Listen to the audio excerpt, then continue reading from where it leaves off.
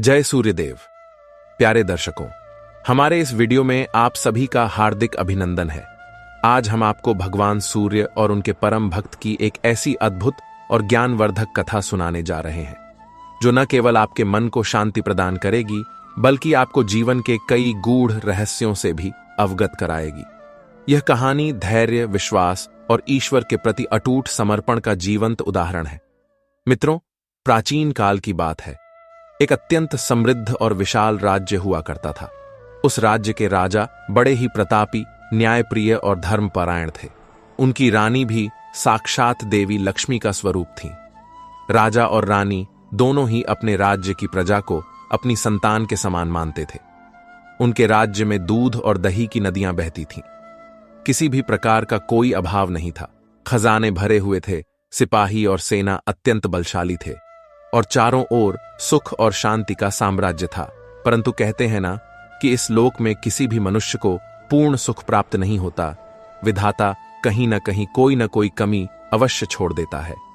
राजा और रानी के पास सब कुछ होते हुए भी एक बहुत बड़ा दुख था जो उन्हें दिन रात अंदर ही अंदर खाए जा रहा था, और वह दुख था संतान न होने का दुख। विवाह के कई वर्ष बीत जाने के पश्चात भी उनके आंगन में किसी बालक की किलकारी नहीं गूंजी थी। इसी कारण राजा और रानी का मन सदैव उदास रहता था। महल की सुख सुविधाएं उन्हें फीकी लगती थीं। वे दोनों निरंतर यह सोचते रहते थे कि हमारे बाद इस विशाल साम्राज्य का उत्तराधिकारी कौन होगा, कौन इस प्रजा का पालन पोषण करेगा और कौन हमारे पितरों को तर्पण देगा। इसी चिंता में राजा और रानी का स्वास्थ्य दिन प्रतिदिन गिरता जा रहा था। संतान प्राप्ति की कामना लिए उन्होंने अनेक प्रकार के दान पुण्य किए, अनेकों यज्ञ और अनुष्ठान करवाए, साधु संतों की सेवा की और ईश्वर की कठोर आराधना की, परंतु उन्हें कोई फल प्राप्त नहीं हुआ। समय अपनी गति से चलता गया और राजा रानी धीरे धीरे वृद्धावस्था की ओर बढ़ने लगे। जब बुढ़ापा निकट आया तो उनकी चिंता और भी अधिक बढ़ गई। वे दोनों अत्यंत गहन सोच में पड़ गए कि अब तो जीवन की संध्या आ गई है। क्या हम निसंतान ही इस संसार से विदा हो जाएंगे? एक दिन की बात है। राजा और रानी अपने शयन कक्ष में इसी चिंता में मग्न थे। उन्हें भोजन करने की भी सुध नहीं थी। तभी उनके राजद्वार पर एक तेजस्वी साधु का आगमन हुआ। उस साधु के चेहरे पर सूर्य जैसा तेज था और आंखों में करुणा का भाव था। दासी ने आकर रानी को सूचित किया कि द्वार पर एक महात्मा आए हैं और भिक्षा की याचना कर रहे हैं। रानी, जो कि अब तक दान धर्म करके थक चुकी थी और निराश हो चुकी थी, उन्होंने दासी से कहा कि हे दासी, अब मेरे मन में कोई उत्साह शेष नहीं रहा है, परंतु द्वार पर आए साधु को खाली हाथ लौटाना हमारे कुल की मर्यादा नहीं है, इसलिए यह मेरा अंतिम दान होगा। इसके पश्चात मैं अपने हाथों से कोई दान धर्म नहीं करूंगी। ऐसा विचार करके रानी ने एक पात्र में चावल और अनाज लिया और भारी कदमों से मुख्य द्वार की ओर चली। जब रानी साधु के निकट पहुंची और उनकी झोली में भिक्षा डालने लगी तो साधु ने रानी के चेहरे पर छाई हुई गहरी उदासी को पढ़ लिया। साधु महात्मा त्रिकालदर्शी थे। वे समझ गए कि इस राजसी वैभव के बीच भी यह रानी अत्यंत दुखी है। साधु ने अत्यंत स्नेहपूर्वक पूछा कि हे रानी साहिबा, आप तो इस विशाल राज्य की महारानी हैं, आपके पास तो सब कुछ है, फिर आपके चेहरे पर यह विषाद क्यों है? आप इतनी उदास क्यों दिखाई दे रही हैं? साधु के ऐसे वचन सुनकर रानी का धैर्य टूट गया और उनकी आंखों से अश्रु प्रवाहित होने लगे। रानी ने रोते हुए साधु को अपनी व्यथा सुनाई और कहा कि हे महात्मा, हमारे पास धन दौलत, राज्य वैभव सब कुछ है, परंतु इसका भोग करने वाला कोई वारिस नहीं है। मेरी गोद सूनी है और यही दुख मुझे और महाराज को तिल तिल करके मार रहा है। हमने सब कुछ करके देख लिया, परंतु हमारी मनोकामना पूर्ण नहीं हुई। रानी की वेदना सुनकर साधु का मन द्रवित हो गया। वे कुछ क्षण के लिए ध्यान मग्न हो गए और फिर अपनी आंखें खोलकर गंभीर स्वर में बोले कि हे रानी, तुम चिंता मत करो। भगवान सूर्यदेव की कृपा से तुम्हारी इच्छा अवश्य पूर्ण होगी। तुम्हारे भाग्य में संतान सुख है। तुम्हारी कोख से एक अत्यंत सुंदर और तेजस्वी पुत्र का जन्म होगा, परंतु विधाता का एक विधान है जिसे टाला नहीं जा सकता। वह पुत्र तुम्हारे पास मनुष्य रूप में केवल 14 वर्षों तक ही रहेगा। 14 वर्ष की आयु पूर्ण होते ही उसके जीवन में एक बहुत बड़ा परिवर्तन आएगा और वह इस मृत्युलोक में सामान्य मनुष्य की भांति नहीं रह पाएगा, यह एक कठिन सत्य है, परंतु यही नियति है। साधु ने अपनी बात पूरी करते हुए अपनी झोली में हाथ डाला और उसमें से कुछ दिव्य विभूति निकालकर रानी के हाथों में रख दी और कहा कि हे रानी, तुम और महाराज इस विभूति को श्रद्धा पूर्वक बांटकर ग्रहण कर लेना। ईश्वर ने चाहा तो तुम्हें शीघ्र ही पुत्र रत्न की प्राप्ति होगी। इतना कहकर वह साधु वहां से अंतर्ध्यान हो गए, जैसे कि वे कभी आए ही न हो। उस रात्रि जब राजा अपना राजकाज समाप्त करके महल में आए तो रानी ने उन्हें साधु के आगमन और उनके द्वारा दी गई विभूति के विषय में विस्तार से बताया। रानी ने वह भभूत राजा को दिखाई और कहा कि महाराज, साधु ने कहा है कि इसे ग्रहण करने से हमारी सूनी गोद भर जाएगी। राजा, जो पहले ही बहुत से अनुष्ठान करके निराश हो चुके थे, बोले कि हे महारानी, हमने आज तक कितना दान धर्म किया, कितने ही साधु संतों की सेवा की, परंतु कोई फल नहीं मिला। अब इस छुटकी भर भभूत से क्या होगा? क्या इस पर विश्वास करना उचित है? परंतु रानी के मन में उस साधु के प्रति अगाध श्रद्धा थी। उन्होंने राजा को समझाया कि महाराज, जब हमने इतना सब कुछ किया है तो एक बार इस साधु के वचनों पर भी विश्वास करके देख लेते हैं। क्या पता यही ईश्वर की इच्छा हो। और वैसे भी साधु के वचन को ठुकराकर हम उनके क्रोध के भागी क्यों बने? राजा अपनी रानी से बहुत प्रेम करते थे और उन्हें दुखी नहीं देख सकते थे, इसलिए वे सहमत हो गए। उस रात्रि दोनों ने भगवान सूर्य नारायण का स्मरण किया और उस विभूति को आधा आधा बांटकर ग्रहण कर लिया और निश्चिंत होकर सो गए। समय बीता और साधु के वचनों का प्रभाव दिखाई देने लगा। कुछ ही समय पश्चात रानी गर्भवती हो गई। यह समाचार सुनते ही राजा और रानी की प्रसन्नता का कोई ठिकाना न रहा। पूरे राज्य में खुशी की लहर दौड़ गई। राजा ने गरीबों में खूब दान दिया और ईश्वर का धन्यवाद किया। 9 महीने 9 दिन और 9 घड़ी पूर्ण होने पर रानी ने एक अत्यंत सुंदर और तेजस्वी बालक को जन्म दिया। वह बालक इतना सुंदर था कि जैसे साक्षात सूर्यदेव ही धरती पर उतर आए हों, उसके चेहरे का तेज देखते ही बनता था। राजा ने बड़ी धूमधाम से पुत्र का नामकरण संस्कार किया और पूरे राज्य में कई दिनों तक उत्सव मनाया गया। परंतु उस उत्सव के बीच भी राजा और रानी के मन के किसी कोने में साधु की वह चेतावनी गूंज रही थी कि यह सुख केवल 14 वर्षों के लिए है। जैसे जैसे बालक बड़ा हो रहा था, राजा और रानी का भय भी बढ़ता जा रहा था। वे सोचने लगते थे कि जब यह बालक 14 वर्ष का होगा तब क्या होगा। परंतु उन्होंने इस कड़वे सत्य को अपने हृदय में छिपा लिया और किसी को भी इसके बारे में नहीं बताया, यहां तक कि अपने पुत्र को भी नहीं। राजकुमार शुक्ल पक्ष के चंद्रमा की भांति बढ़ने लगे। जब वे 7 वर्ष के हुए तो राजा ने उनके लिए योग्य गुरुओं की व्यवस्था की। राजकुमार अत्यंत कुशाग्र बुद्धि के थे।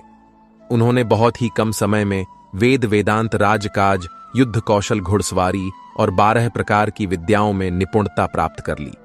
जब राजकुमार 12 वर्ष के हुए तो राजा ने सोचा कि समय कम है, इसलिए इनका विवाह शीघ्र कर देना चाहिए। राजा ने एक कुलीन और सुंदर राजकुमारी को खोजा और राजकुमार का विवाह संपन्न करवा दिया। विवाह के पश्चात 2 वर्ष और बीत गए और अब वह समय निकट आ गया जिसका राजा और रानी को भय था। राजकुमार 14 वर्ष के हो गए थे। 14वां वर्ष लगते ही एक दिन राजकुमार अपने पिता के पास आए और बोले कि पिताजी, मैंने आज तक केवल अपना राजमहल और आसपास का क्षेत्र ही देखा है। मेरी इच्छा है कि मैं पूरे राज्य का भ्रमण करूं और देखूं कि हमारा राज्य कैसा है, वहां की प्रजा कैसी है और प्रकृति का सौंदर्य कैसा है। राजकुमार की बात सुनकर राजा का हृदय कांप उठा। उन्हें साधु की भविष्यवाणी याद आ गई कि 14वें वर्ष में कुछ अनहोनी होगी। राजा जानते थे कि अब वह समय आ गया है, परंतु वे अपने पुत्र की इच्छा को टाल नहीं सकते थे और न ही उसे सत्य बता सकते थे। राजा ने अपने चेहरे पर कृत्रिम मुस्कान लाते हुए कहा कि अवश्य बेटा, तुम युवराज हो, तुम्हें अपना राज्य अवश्य देखना चाहिए, क्योंकि भविष्य में तुम्हें ही इस राज्य का भार संभालना है। परंतु बेटा, मेरा एक आदेश है, तुम जहां भी जाओ, जो भी करो, यह बात अपनी पत्नी को मत बताना कि तुम क्या करने वाले हो या कहां जाने वाले हो। राजकुमार ने पिता की आज्ञा स्वीकार की और कहा कि जैसा आप कहेंगे मैं वैसा ही करूंगा। राजकुमार का जीवन बाहर से तो सामान्य दिख रहा था, परंतु 14वां वर्ष लगते ही उनके साथ कुछ विचित्र घटनाएं घटने लगी थीं। राजकुमार दिन भर अपनी पत्नी के साथ हंसी खुशी समय व्यतीत करते, परंतु जैसे ही रात्रि के 12 बजते वे अपने शयन कक्ष से उठकर कहीं चले जाते और सुबह सूर्योदय से पहले वापस आकर अपने बिस्तर पर सो जाते। यह क्रम कई दिनों तक चलता रहा। शुरू में तो उनकी पत्नी को कुछ पता नहीं चला, परंतु एक दिन रात्रि में राजकुमार की पत्नी, जो कि छोटी रानी थीं, उनकी नींद अचानक खुल गई। उन्होंने देखा कि राजकुमार बिस्तर पर नहीं है। उन्होंने सोचा कि शायद वे कहीं आसपास ही होंगे, परंतु जब बहुत देर तक राजकुमार नहीं आए तो वह चिंतित हो गईं। वह पूरी रात जागती रहीं। सुबह भोर होने पर उन्होंने देखा कि राजकुमार चुपचाप आकर सो गए हैं। छोटी रानी ने कुछ नहीं कहा, परंतु अब वह सतर्क हो गईं। दूसरी रात भी ऐसा ही हुआ और तीसरी रात भी। राजकुमार हर रात ठीक 12 बजे गायब हो जाते और सुबह होने से पहले लौट आते। रानी का मन आशंकाओं से घिर गया। वह सोचने लगी कि मेरे पति मुझे चकमा देकर हर रात कहां जाते हैं। क्या उनका किसी अन्य स्त्री से प्रेम संबंध है, या वे किसी गुप्त कार्य में लिप्त हैं? यह चिंता रानी को अंदर ही अंदर खाने लगी। वह न तो ठीक से भोजन करती और न ही किसी से बात करती। चिंता के कारण उनका शरीर सूखकर कांटा होने लगा। उनकी आंखों के नीचे काले घेरे पड़ गए, परंतु लोकलाज और पति के भय से वह किसी से एक कुछ नहीं कह पाती थी। उसी राज्य में एक बूढ़ी मालिन थी जो प्रतिदिन राजमहल में फूल देने आया करती थी। वह मालिन बहुत ही अनुभवी और समझदार थी। एक दिन जब वह फूल लेकर छोटी रानी के कक्ष में पहुंची तो उसने रानी की दशा देखी। रानी, जो कभी गुलाब के फूल जैसी खिली रहती थीं, आज मुरझाई हुई लग रही थीं। मालिन ने स्नेह से पूछा कि बेटी, तुम तो इस राज्य की भावी महारानी हो, तुम्हें किस बात का दुख है? तुम इतनी सूख कर कांटा क्यों हो गई हो? तुम्हारी आंखों में यह कैसी उदासी है? पहले तो रानी ने टालना चाहा, परंतु मालिन के बार बार आग्रह करने पर और अपने मन का बोझ हल्का करने के लिए रानी ने उसे सब कुछ बता दिया। रानी बोली कि हे काकी, मैं तुम्हें क्या बताऊं? मेरे पति मुझसे बहुत प्रेम करते हैं, परंतु हर रात 12 बजे वे मुझे सोता छोड़कर कहीं चले जाते हैं और सुबह होने से पहले ही लौटते हैं। मुझे समझ नहीं आता कि वे कहां जाते हैं और किससे मिलते हैं। इसी सोच ने मेरी भूख प्यास छीन ली है। मालिन ने रानी की बात ध्यान से सुनी और कहा कि बेटी, यह तो चिंता का विषय है। तुम्हें इसका पता लगाना चाहिए। मैं तुम्हें एक उपाय बताती हूं। तुम आज रात को सोना मत और छुपकर उनके पीछे जाना देखना कि वे कहां जाते हैं। रानी ने कहा कि काकी, मुझे नींद आ जाती है, मैं चाहकर भी जाग नहीं पाती।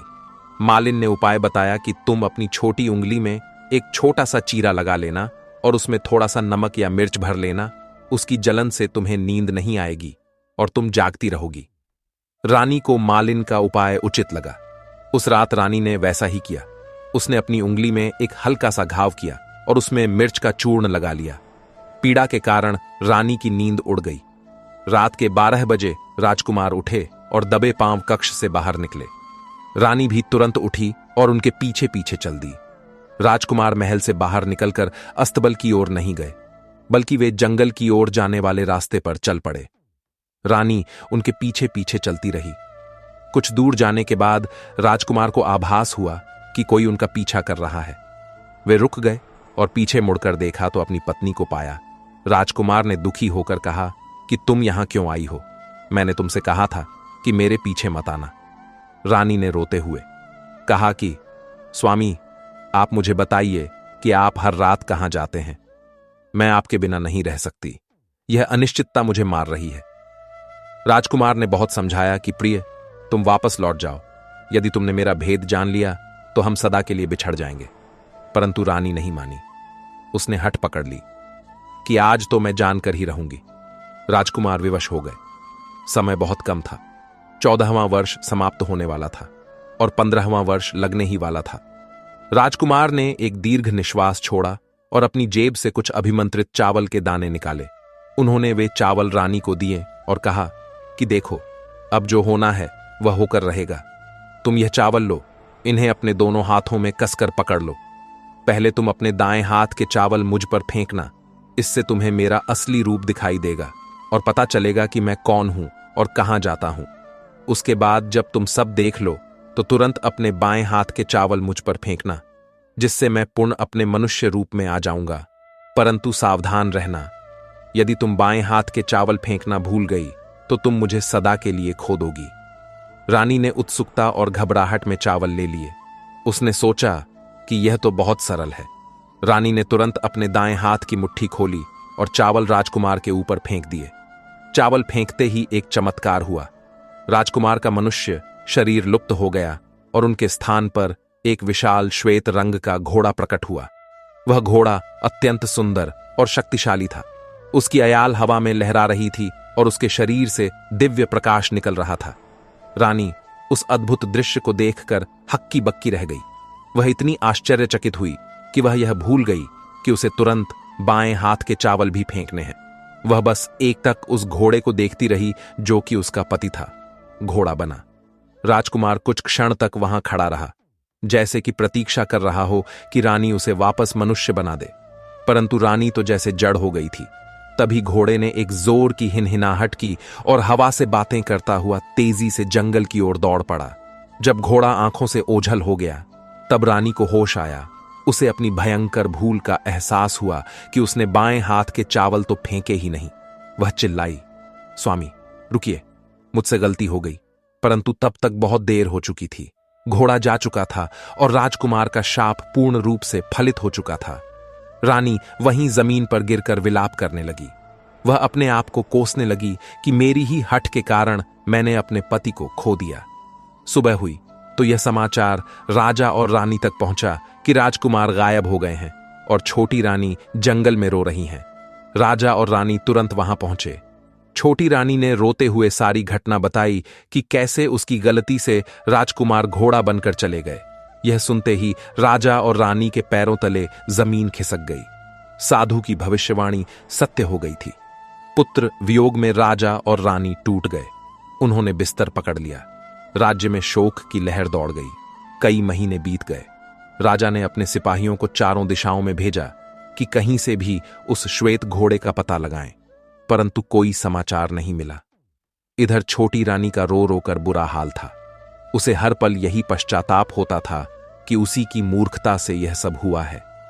अंत में उसने निर्णय लिया कि वह हाथ पर हाथ रखकर नहीं बैठेगी। वह अपने पति को खोज कर ही लाएगी, चाहे इसके लिए उसे पाताल लोक ही क्यों न जाना पड़े। छोटी रानी अपने सास ससुर के पास गई और बोली कि माताजी, पिताजी, मुझे आज्ञा दीजिए। मैं अपने पति की खोज में जाना चाहती हूं। मैं अपनी गलती का प्रायश्चित करना चाहती हूं और उन्हें वापस लाकर ही दम लूंगी। राजा और रानी ने अपनी बहू के दृढ़ निश्चय को देखा और उसे आशीर्वाद देकर विदा किया। रानी ने अपने राजसी वस्त्र त्याग दिए और एक साधारण कपड़ों का वेश धारण किया। उसने अपने साथ काफी धन और सेवक लिए और राज्य की सीमा के पास एक स्थान पर जाकर अपना डेरा जमा लिया। वहां उसने एक विशाल भोजनालय और प्याऊ खोला। उसने यह घोषणा करवा दी कि यहां जो भी यात्री आएगा उसे मुफ्त में भोजन और विश्राम मिलेगा, परंतु एक शर्त थी कि भोजन करने वाले को देश विदेश की कोई अनोखी और विचित्र खबर या कहानी सुनानी होगी। रानी का उद्देश्य यह था कि शायद यात्रियों के मुख से उसे अपने पति या उस श्वेत घोड़े के बारे में कोई सुराग मिल जाए। दिन बीतते गए। दूर दूर से लोग आते, भोजन करते और अपनी अपनी कहानियां सुनाते, परंतु रानी को वह खबर नहीं मिली जिसकी उसे तलाश थी। उसी नगर में वह बूढ़ी मालिन भी रहती थी जिसने रानी को उपाय बताया था। उस मालिन के एक बेटा और बहू थे। वे दोनों दिन भर काम पर जाते और अपने छोटे बच्चे को बुढ़िया के पास छोड़ जाते। बुढ़िया दिन भर पोते की देखभाल करती। एक दिन बुढ़िया को घर लीपने के लिए गोबर की आवश्यकता थी। वह टोकरी लेकर जंगल के किनारे वाले मैदान में गोबर के कंडे बीनने चली गई। कंडे बीनते बीनते वह इतनी मग्न हो गई कि उसे समय का भान ही नहीं रहा और शाम हो गई। अंधेरा घिरने लगा। इधर घर पर उसका बेटा और बहू काम से लौटे तो देखा कि बच्चा अकेला रो रहा है और मां घर पर नहीं है। उन्हें बहुत क्रोध आया। कुछ देर बाद जब बुढ़िया घर पहुंची तो बेटे ने उसे बहुत डांटा और कहा कि तुमने बच्चे को अकेला छोड़ दिया। यदि कल से ऐसा हुआ तो मैं तुम्हें घर से निकाल दूंगा। बुढ़िया ने माफी मांगी, परंतु अगले दिन फिर वही हुआ। बुढ़िया कंडे बीनने में फिर देर कर बैठी। जब वह लौटी तो बेटे ने गुस्से में आकर उसे घर से बाहर निकाल दिया और दरवाजा बंद कर लिया। बुढ़िया बेचारी रात भर बाहर बैठी रही और रोती रही। अगले दिन सुबह होते ही वह फिर से अपनी टोकरी लेकर उसी मैदान में चली गई।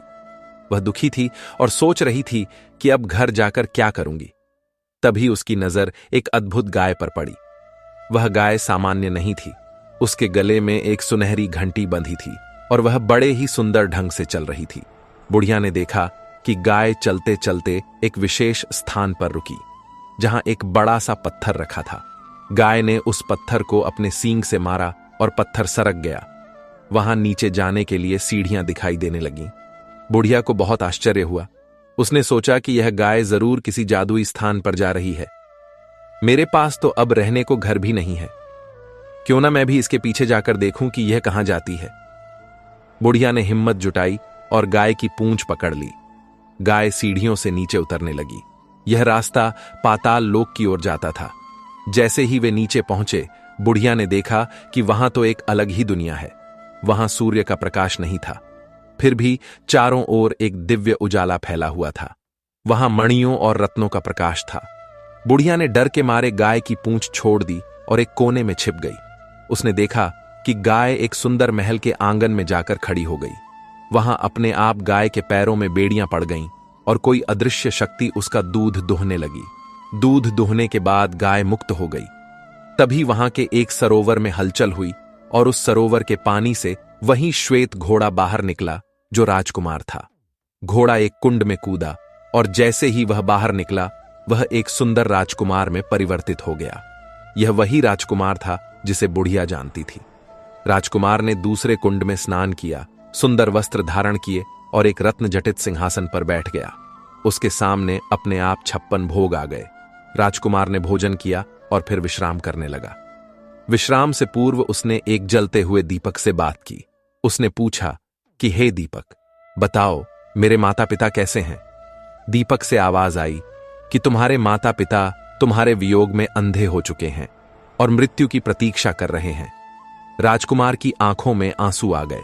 फिर उसने पूछा कि मेरी पत्नी का क्या हाल है? दीपक ने कहा कि वह तुम्हारे लिए अन्न सत्र चला रही है और दर दर भटक रही है। यह सब सुनकर राजकुमार बहुत दुखी हुआ और फिर सो गया। सुबह होते ही राजकुमार उठा, पुनकुंड में कूदा और घोड़ा बनकर वहां से भाग गया। गाय भी वापस ऊपर की ओर जाने लगी। बुढ़िया ने फिर से गाय की पूंछ पकड़ी और धरती पर वापस आ गई। बुढ़िया को अब एक बहुत बड़ी खबर मिल चुकी थी। उसे याद आया कि सीमा पर एक रानी है जो अनोखी खबर लाने वाले को इनाम देती है। बुढ़िया सीधे उस भोजनालय में पहुंची और वहां जाकर नगाड़ा बजाने लगी। प्रहरियों ने उसे रोका और पूछा कि क्या बात है। बुढ़िया ने कहा कि मेरे पास एक ऐसी अनोखी खबर है जो आज तक किसी ने नहीं सुनी होगी। प्रहरियों ने उसे भोजन कराया और फिर रानी के पास ले गए। रानी ने बुढ़िया को पहचान लिया और पूछा कि काकी, तुम यहां कैसे और क्या खबर लाई हो? बुढ़िया ने कहा कि बेटी, मैंने तुम्हारे पति को देखा है। मैंने वह जगह देखी है जहां वह रहता है। यह सुनते ही रानी के शरीर में बिजली दौड़ गई। उसने बुढ़िया के पैर पकड़ लिए और कहा कि मुझे तुरंत वहां ले चलो। बुढ़िया ने कहा कि वहां जाना खतरे से खाली नहीं है, परंतु रानी की जिद के आगे उसे झुकना पड़ा। अगले दिन शाम को रानी और बुढ़िया उसी मैदान में पहुंची। अंधेरा होते ही वह जादुई गाय आई और पत्थर हटाकर नीचे जाने लगी। रानी और बुढ़िया ने गाय की पूंछ पकड़ी और पाताल लोक पहुंच गईं। रानी ने वहां का अद्भुत नजारा देखा। वह छिपकर सब कुछ देखने लगी। जब राजकुमार घोड़ा से मनुष्य बना और भोजन करने बैठा तो रानी का धैर्य जवाब दे गया। वह दौड़कर अपने पति के चरणों में गिर पड़ी और रोने लगी।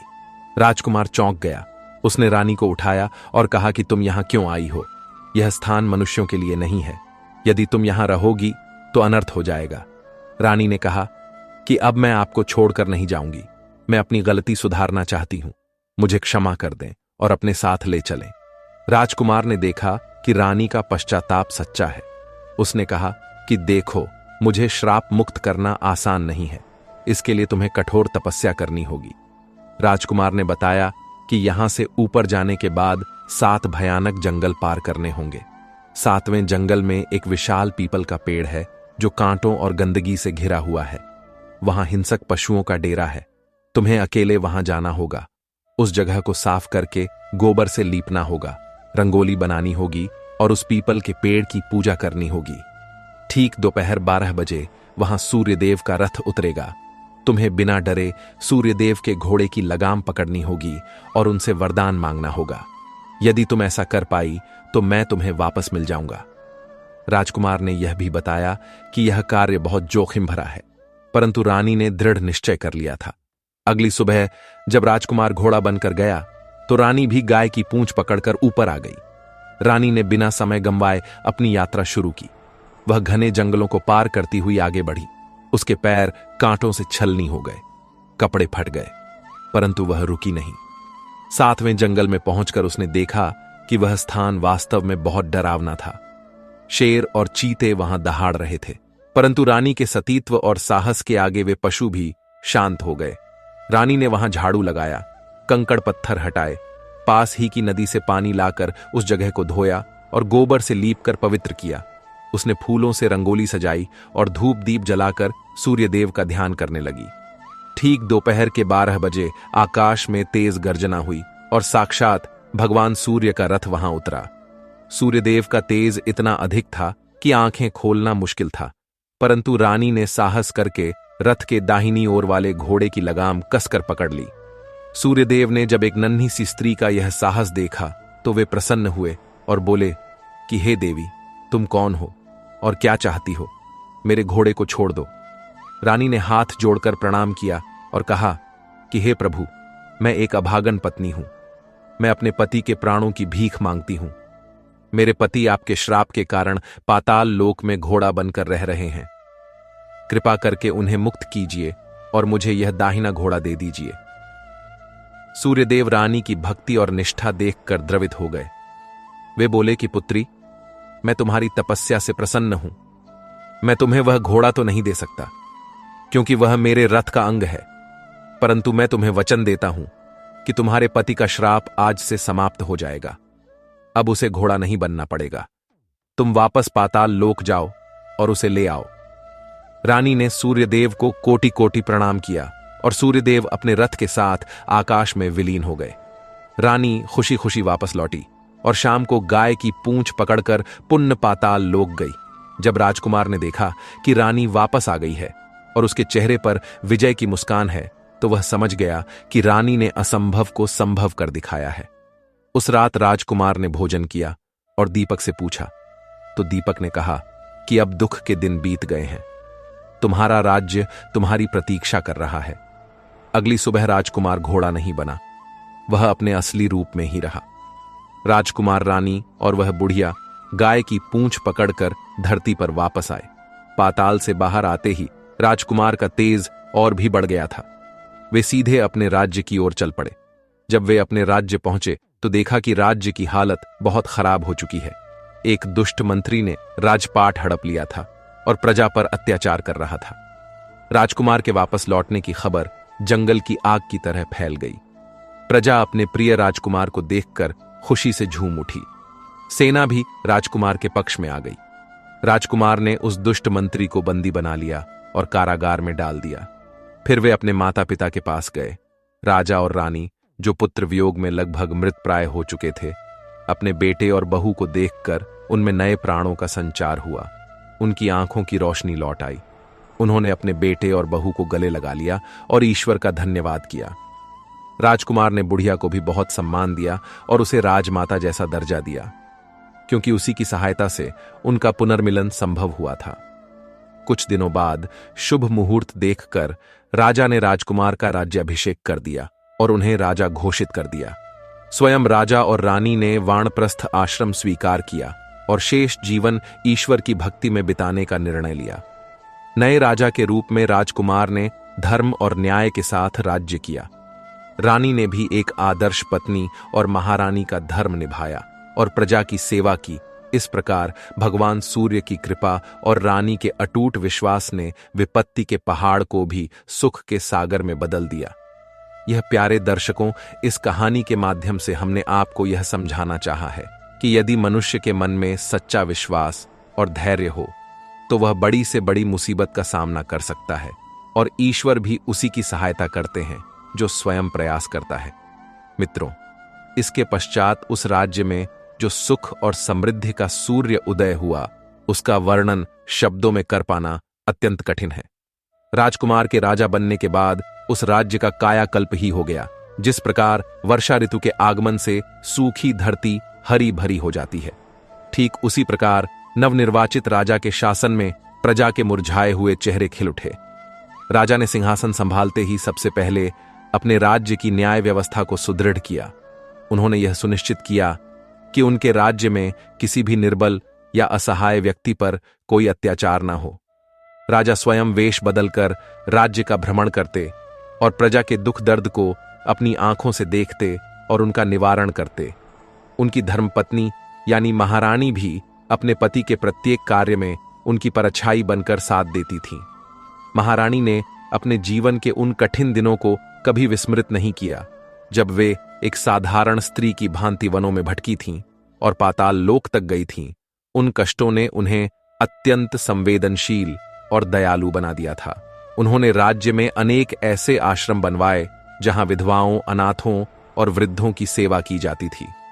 महारानी स्वयं उन आश्रमों में जाकर रोगियों और दुखियों की सेवा करती थीं।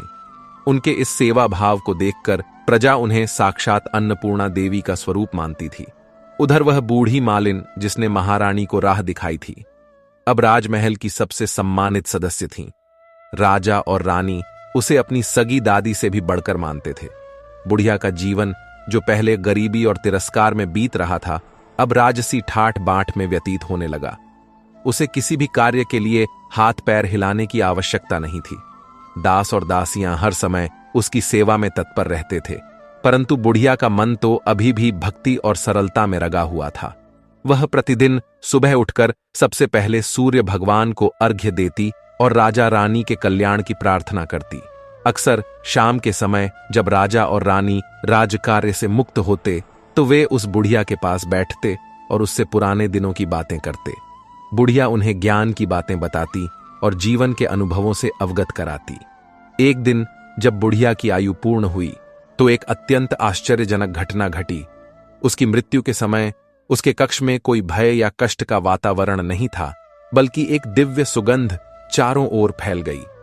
कहते हैं कि स्वयं सूर्यदेव के दूत उसे लेने के लिए एक दिव्य विमान लेकर आए थे, क्योंकि उसने अनजाने में ही सही, परंतु एक महान सती साध्वी की सहायता की थी और एक बिछड़े हुए पति पत्नी को मिलाया था। बुढ़िया का अंतिम संस्कार राजा ने एक राजमाता की भांति पूरे राजकीय सम्मान के साथ किया और उसकी स्मृति में राज्य के मुख्य चौराहे पर एक सुंदर प्याऊ और विश्राम गृह का निर्माण करवाया, ताकि आने वाली पीढ़ियां उस परोपकारी वृद्धा को सदैव याद रखें। समय का चक्र अपनी गति से चलता रहा और राजा रानी का दाम्पत्य जीवन सुखपूर्वक व्यतीत होने लगा। कुछ समय पश्चात उस घर में फिर से किलकारियां गूंजी। जिस वंश के डूबने का भय पुराने राजा रानी को खाए जा रहा था, वह भय अब सदा के लिए समाप्त हो गया। महारानी ने एक सुंदर और स्वस्थ पुत्र को जन्म दिया, जो अपने पिता की ही भांति तेजस्वी और दादा की भांति सौम्य था। पौत्र का मुख देखकर पुराने राजा और रानी की रही सही इच्छा भी पूर्ण हो गई। उन्होंने अपने जीवन को सफल माना और वानप्रस्थ आश्रम के नियमों का पालन करते हुए अपना शेष जीवन ईश्वर के ध्यान और भजन में समर्पित कर दिया। वे अक्सर अपने पौत्र को अपनी गोद में बिठाकर सूर्यदेव की महिमा की कहानियां सुनाते और उसे समझाते कि बेटा, जीवन में कभी भी हार मत मानना, क्योंकि अंधेरे के बाद प्रकाश निश्चित है। राजा ने अपने जीवन के अनुभव से यह सीखा था कि संकट के समय केवल ईश्वर ही साथ देते हैं। इसलिए उन्होंने अपने राज्य में सूर्य उपासना को विशेष महत्व दिया। उन्होंने राज्य के सबसे ऊंचे पर्वत शिखर पर भगवान भुवन सूर्य का एक भव्य और विशाल मंदिर बनवाया। यह मंदिर इतना सुंदर था कि इसकी नक्काशी और वास्तुकला को देखने के लिए दूर देश से लोग आते थे। मंदिर के गर्भगृह में सूर्यदेव की स्वर्ण प्रतिमा स्थापित की गई थी, जो 7 घोड़ों वाले रथ पर सवार थी। राजा ने यह नियम बनाया कि प्रति रविवार को पूरे राज्य में सूर्य षष्ठी का व्रत और उत्सव मनाया जाएगा। उस दिन राज्य की ओर से विशाल भंडारे का आयोजन होता था, जिसमें अमीर गरीब सभी एक पंक्ति में बैठकर भोजन करते थे। इस परंपरा ने ऊंच नीच के भेदभाव को मिटा दिया और सामाजिक समरसता को बढ़ावा दिया। राजा का मानना था कि जिस राज्य में प्रजा एक दूसरे के सुख दुख में भागीदार बनती है, वही राज्य वास्तव में स्वर्ग के समान होता है। धीरे धीरे राजा की कीर्ति चारों दिशाओं में फैल गई। पड़ोसी राजा भी उनकी बुद्धिमत्ता और न्यायप्रियता का लोहा मानने लगे। यदि किसी पड़ोसी राज्य में कोई विवाद होता तो वे न्याय के लिए इसी राजा के पास आते। राजा के शासन में कृषि और व्यापार ने भी खूब उन्नति की। किसानों के खेत सोना उगलते थे और व्यापारियों के जहाज विदेशों तक व्यापार करते थे। ऐसा लगता था कि मानो प्रकृति भी राजा के धर्म पालन से प्रसन्न थी। समय पर वर्षा होती, समय पर ऋतुएं बदलती और राज्य में कभी अकाल या महामारी का प्रकोप नहीं हुआ।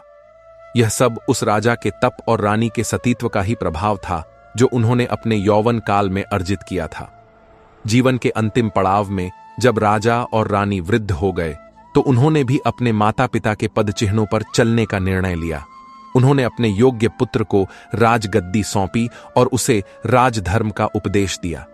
राजा ने अपने पुत्र से कहा कि बेटा, राजा वह नहीं होता जो केवल सिंहासन पर बैठकर आदेश देता है, बल्कि सच्चा राजा वह है जो अपनी प्रजा की सेवा को ही अपना परम धर्म मानता है। सदैव याद रखना कि यह सत्ता और यह वैभव नश्वर है, परंतु तुम्हारे द्वारा किए गए सत्कर्म ही तुम्हारे साथ जाएंगे और इतिहास में तुम्हारा नाम अमर रखेंगे। पुत्र ने पिता के वचनों को शिरोधार्य किया और वचन दिया कि वह उनके द्वारा स्थापित आदर्शों का पालन करेगा।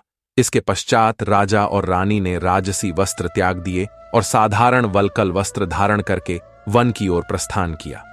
वहां उन्होंने एक कुटिया बनाकर अपना जीवन तपस्या और ध्यान में लगा दिया। अंत समय में उन्होंने नश्वर देह का त्याग किया और सूर्यलोक को प्राप्त हुए। उनकी आत्माएं सदा के लिए जन्म मरण के बंधन से मुक्त हो गईं। यह कथा हमें जीवन के कई गूढ़ रहस्य समझाती है। सबसे पहली और महत्वपूर्ण बात यह है कि मनुष्य को कभी भी विपत्ति से घबराना नहीं चाहिए। जैसे रानी ने घोर संकट के समय भी धैर्य नहीं खोया और असंभव को संभव कर दिखाया, उसी प्रकार हमें भी संघर्ष करना चाहिए। दूसरी बात यह है कि ईश्वर की लीला अपरंपार है। वह कब किस रूप में आकर भक्त की सहायता कर दें, यह कोई नहीं जानता। जैसे उस बुढ़िया के रूप में और उस जादुई गाय के रूप में रानी को सहायता मिली। और तीसरी बात यह कि सत्य और धर्म के मार्ग पर चलने वाले की सदैव विजय होती है। भले ही उसे कुछ समय के लिए कष्ट उठाने पड़े, परंतु अंत में जीत सत्य की ही होती है। इस कहानी को जो भी मनुष्य सच्चे मन से सुनता है या सुनाता है, उसके घर में सुख, शांति और समृद्धि का वास होता है।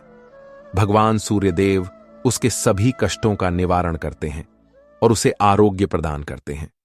जिन दंपत्तियों को संतान सुख की प्राप्ति नहीं हुई है, वे यदि श्रद्धापूर्वक रविवार का व्रत रखें और इस कथा का श्रवण करें तो उनकी सूनी गोद भी अवश्य भर जाती है।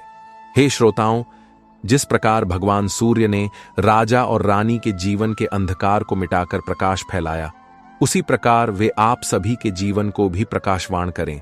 आप सभी के घरों में खुशहाली आए, रोग और शोक का नाश हो और आप सभी धर्म के मार्ग पर चलते हुए मोक्ष के अधिकारी बने। प्यारे दर्शकों, कहानी के इस प्रवाह को आगे बढ़ाते हुए हम उस दिव्य परंपरा और विश्वास की ओर चलते हैं जो उस राज्य की नींव बन चुका था। जैसा कि हमने देखा, पुराने राजा और रानी ने अपना जीवन ईश्वर को समर्पित कर दिया था और उनका पुत्र अब एक न्यायप्रिय शासक के रूप में राज्य का भार संभाल रहा था। समय अपनी गति से निरंतर बढ़ता रहा और उस राज्य की कीर्ति केवल पृथ्वी तक ही सीमित नहीं रही, बल्कि देवलोक तक भी उस राज्य की भक्ति की चर्चा होने लगी। नए राजा के शासन में एक विशेष बात यह थी कि उन्होंने अपने जीवन के उस कठिन अनुभव को कभी विस्मृत नहीं किया जब वे शापित होकर अश्वयोनि में रहे थे। उस कष्ट ने उन्हें इतना विनम्र बना दिया था कि इसी बीच राजा के पुत्र, जिसका जन्म बाद में हुआ था, अब वह भी युवावस्था की ओर बढ़ रहा था। उसका नाम राजा ने भानु प्रताप रखा था, जिसका अर्थ होता है सूर्य का तेज भानु प्रताप। अपने पितामह और पिता की भांति ही अत्यंत गुणवान और धर्मपरायण था। उसे बचपन से ही अपनी दादी यानी उस तपस्वी रानी से सूर्यदेव की महिमा की कहानियां सुनने को मिली थीं, जिसके कारण उसके बाल मन पर ईश्वर के प्रति अटूट विश्वास अंकित हो गया था। एक बार की बात है, राज्य में एक बहुत बड़ी परीक्षा की घड़ी आ गई। पडीडहोसी देश में एक बहुत ही अहंकारी राजा राज्य करता था, जिसका नाम वज्रसेन था। वज्रसेन अपनी सेना और धन के बल पर स्वयं को भगवान से भी बढ़कर मानता था। वह नास्तिक था और धर्म कर्म को केवल ढकोसला समझता था। जब उसने सुना कि पडीडहोसी राज्य में सूर्यदेव की इतनी मान्यता है और वहां के राजा रानी एक साधारण मंदिर के सामने नतमस्तक होते हैं, तो उसने उनका उपहास उड़ाने का निश्चय किया। उसने सोचा कि मैं जाकर देखूंगा कि आखिर उस सूर्य में ऐसी क्या शक्ति है जो मेरी तलवार और मेरे धन से अधिक है। वज्रसेन अपने मंत्रियों और सैनिकों के साथ मित्रता का ढोंग करके इस धर्मपरायण राज्य में आया। राजा ने अतिथि देवो भव की परंपरा का पालन करते हुए उसका भव्य स्वागत किया, उसे महल में ठहराया और आदर सत्कार में कोई कमी नहीं छोड़ी। अगले दिन रविवार था और राजा अपने पूरे परिवार के साथ सूर्य मंदिर में पूजा करने जा रहे थे। उन्होंने वज्रसेन को भी साथ चलने का आग्रह किया। वज्रसेन व्यंग्य भरी मुस्कान के साथ उनके साथ चल दिया।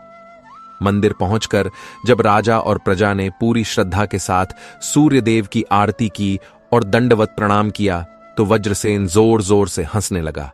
उसने भरी सभा में राजा से कहा कि हे राजन, तुम कितने भोले हो। यह सूर्य तो केवल आग का एक गोला है जो आकाश में चमकता है। यह तो प्रकृति का नियम है, इसमें देवता कैसा और शक्ति कैसी। तुम व्यर्थ ही इस जड़ वस्तु के सामने सिर झुकाते हो। यदि तुम्हारे इस देवता में इतनी ही शक्ति है, तो क्या वह मेरे जीवन का एक दुख दूर कर सकते हैं जिसे दुनिया के बड़े बड़े वैद्य और हकीम नहीं मिटा सके।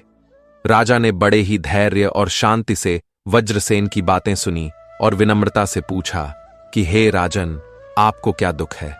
यदि मेरे आराध्य की कृपा हुई तो आपका दुख अवश्य दूर होगा। तब वज्रसेन ने अपने अहंकार को एक तरफ रखकर अपना दर्द बयां किया। उसने बताया कि मेरे पास अपार धन है, विशाल सेना है, परंतु मेरा इकलौता पुत्र जन्म से ही नेत्रहीन है, उसकी आंखों में रोशनी नहीं है। मैंने दुनिया भर के चिकित्सकों को दिखाया, परंतु सबने कह दिया कि राजकुमार के भाग्य में प्रकाश नहीं है। अब बताओ, क्या तुम्हारा सूर्यदेव मेरे पुत्र को रोशनी दे सकता है? यदि ऐसा हुआ तो मैं मान जाऊंगा कि तुम्हारी भक्ति में शक्ति है, अन्यथा मैं तुम्हारे इस मंदिर को पाखंड मानूंगा। राजा ने वज्रसेन की चुनौती स्वीकार कर ली, परंतु उन्होंने कहा कि हे राजन, ईश्वर कोई जादूगर नहीं है जो आपकी चुनौती पर खेल दिखाएं। ईश्वर तो भाव के भूखे हैं। यदि आप सच्चे मन से शरणागत होंगे तो असंभव भी संभव हो सकता है। राजा ने वज्रसेन को सलाह दी कि आप और आपकी रानी अगले 6 माह तक प्रत्येक रविवार को सूर्य षष्ठी का व्रत रखें, नमक का त्याग करें और पूर्ण पवित्रता के साथ सूर्यदेव को अर्घ्य दें। आपकी श्रद्धा ही आपके पुत्र के नेत्रों की ज्योति बन सकती है। वज्रसेन के पास और कोई मार्ग नहीं था। उसने सोचा कि जब सब कुछ करके देख लिया तो यह भी करके देख लेते हैं।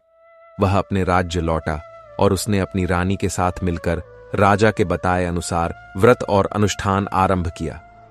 पहले तो उसका मन नहीं लगता था, परंतु धीरे धीरे जब उसने सूर्य उपासना के नियमों का पालन किया तो उसके मन का अहंकार गलने लगा। उसे महसूस होने लगा कि यह सूर्य केवल आग का गोला नहीं है, बल्कि समस्त सृष्टि का आधार है। यदि सूर्य न हो तो जीवन की कल्पना भी नहीं की जा सकती। 6 माह तक कठोर तप और व्रत करने के पश्चात जब अंतिम रविवार आया तो एक चमत्कार हुआ। वज्रसेन का पुत्र, जो जन्म से अंधकार में जी रहा था, उसने सुबह उठकर अपनी माता से कहा कि मां, मुझे कुछ धुंधला धुंधला दिखाई दे रहा है। यह सुनते ही राजमहल में कोहराम मच गया। देखते ही देखते सूर्योदय के साथ साथ बालक की आंखों की रोशनी बढ़ने लगी और दोपहर होते होते वह सब कुछ स्पष्ट देखने लगा। वज्रसेन की आंखों से अहंकार का पर्दा हमेशा के लिए हट गया। वह अपने पुत्र और पत्नी को लेकर तुरंत उस धर्मपरायण राजा के पास पहुंचा और उनके चरणों में गिरकर क्षमा मांगने लगा। उसने स्वीकार किया कि विज्ञान और धन की अपनी सीमाएं हैं, परंतु ईश्वरीय शक्ति अनंत है। इस घटना के बाद सूर्यदेव की महिमा न केवल उन 2 राज्यों में बल्कि पूरे आर्यावर्त में फैल गई। उस मंदिर को एक सिद्ध तीर्थ स्थल मान लिया गया, जहां दूर दूर से नेत्र रोगी और चर्म रोगी अपनी व्याधियां लेकर आते और सूर्य भगवान के आशीर्वाद से स्वस्थ होकर जाते। राजा ने इस अवसर पर प्रजा को संबोधित करते हुए एक बहुत ही ज्ञानवर्धक संदेश दिया। उन्होंने समझाया कि भगवान सूर्य केवल एक देवता नहीं है, बल्कि वे साक्षात आरोग्य के देवता हैं। वेदों में कहा गया है, आरोग्यम सूर्य आमिच्छेत, अर्थात स्वास्थ्य की कामना सूर्य से करनी चाहिए। राजा ने बताया कि प्रतिदिन प्रातःकाल उठकर तांबे के लोटे में जल भरकर उसमें लाल फूल, चावल और कुमकुम डालकर यदि सूर्य को अर्घ्य दिया जाए तो मनुष्य के शरीर से नकारात्मक ऊर्जा नष्ट हो जाती है और उसमें आत्मविश्वास का संचार होता है। उन्होंने यह भी समझाया कि सूर्य की किरणें हमारे शरीर के लिए औषधि का काम करती हैं, जो हमें कई गंभीर रोगों से बचाती हैं। इस प्रकार वह राज्य पीढ़ी दर पीढ़ी रामराज्य की भांति चलता रहा। वहां कभी अकाल नहीं पड़ा, कभी महामारी नहीं फैली और न ही कभी शत्रु का भय हुआ। यह सब उस अटूट विश्वास का परिणाम था जो उस रानी ने बोया था और जिसे उसके वंशजों ने सींचा था। राजा भानु प्रताप के समय में तो कला, साहित्य और विज्ञान ने भी बहुत उन्नति की। विद्वानों ने सूर्य सिद्धांत पर बड़े बड़े ग्रंथ लिखे और खगोल शास्त्र में नई खोजें की। यह कहानी हमें यह भी सिखाती है कि धर्म और विज्ञान एक दूसरे के विरोधी नहीं, बल्कि पूरक हैं। जिस प्रकार सूर्य की रोशनी से ही हम सब कुछ देख पाते हैं, उसी प्रकार ज्ञान की रोशनी से ही हम सत्य को पहचान पाते हैं। मित्रों, जीवन में उतार चढ़ाव आते रहेंगे। कभी सुख आएगा तो कभी दुख, कभी हम राजा बन सकते हैं तो कभी नियति हमें घोड़े जैसा मूक प्राणी भी बना सकती है। परंतु जो व्यक्ति हर परिस्थिति में ईश्वर का दामन थामे रहता है और अपने सत्कर्मों से विमुख नहीं होता, उसका अंत सदैव मंगलकारी होता है। सूर्यदेव हमें यही शिक्षा देते हैं कि जैसे वे प्रतिदिन बिना किसी भेदभाव के पूरी दुनिया को प्रकाश देते हैं, निरंतर चलते रहते हैं और कभी थकते नहीं, उसी प्रकार हमें भी अपने कर्तव्यों का पालन निरंतर करते रहना चाहिए, चाहे राह में कितनी भी बाधाएं क्यों न आएं। परोपकार और सेवा का भाव ही मनुष्य को देवत्व की ओर ले जाता है। तो हे भक्तजनों, आज की यह पवित्र कथा यहीं विश्राम लेती है। हम आशा करते हैं कि राजा रानी और राजकुमार की यह अद्भुत गाथा आपके जीवन में नई प्रेरणा का संचार करेगी। आप जब भी आकाश में चमकते हुए सूर्य को देखें तो याद रखें कि यह वही शक्ति है जिसने एक शापित राजकुमार को मुक्ति दिलाई थी और एक नेत्रहीन बालक को दृष्टि प्रदान की थी। अपने मन के अंधकार को मिटाने के लिए ज्ञान रूपी सूर्य का आवाहन करें और अपने जीवन को सार्थक बनाएं। दोस्तों, अगर आज की इस कहानी ने आपके मन को छू लिया हो और आपको सकारात्मक ऊर्जा दी हो, तो वीडियो को लाइक और शेयर जरूर करें। हमारे चैनल को सब्सक्राइब करके इस भक्तिमय परिवार का हिस्सा बने। भगवान सूर्य नारायण की कृपा आप सब पर सदैव बनी रहे। आपके घर में धन धान्य के भंडार भरे रहें और आप सदैव निरोगी रहें। इसी मंगल कामना के साथ हम इस कहानी को यहीं समाप्त करते हैं। बोलिए सूर्य नारायण भगवान की जय, उमापति महादेव की जय, पवन सुत हनुमान की जय।